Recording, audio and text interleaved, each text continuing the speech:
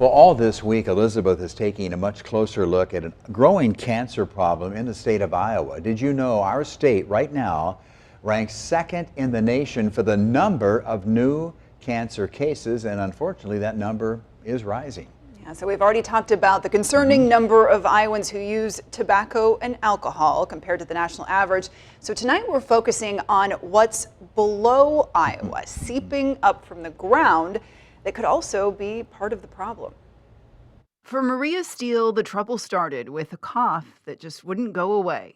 I mean, lung cancer was the very last thing on my mind. I mean, I had never smoked. My parents didn't smoke. I was in nursing, trying to do all the healthy, right stuff. But despite her best efforts, something had slipped through the cracks. She believes, quite literally. I had heard of radon. I didn't know it was that 3/4 of our homes in Iowa have high indoor radon levels.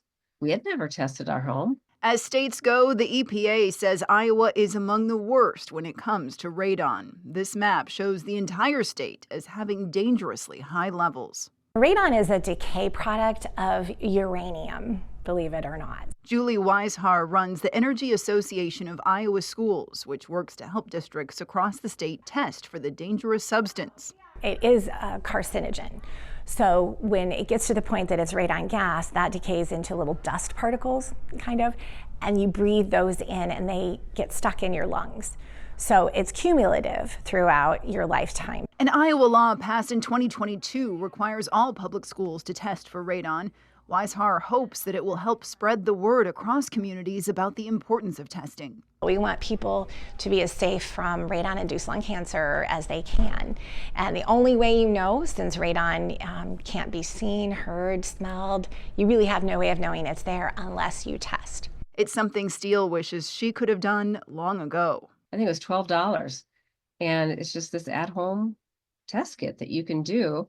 And you send in the results, and I think it was a week and a half later, it came back that it was double what it should be. While she was able to fix the radon levels at home, the battle to repair the damage she suspects it caused to her body continues. The real thing that was the hardest thing was being told I had metastasis to my brain after the brain scan, because I had had no symptoms.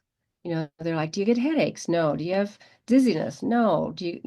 No symptoms at all. In the 5 years since her diagnosis, Maria has worked to raise awareness about radon and lung cancer at the Capitol and beyond, even riding bikes with her husband across the country, giving thanks for every breath along the way. So things are in flux. But life is in flux for all of us on different levels, right?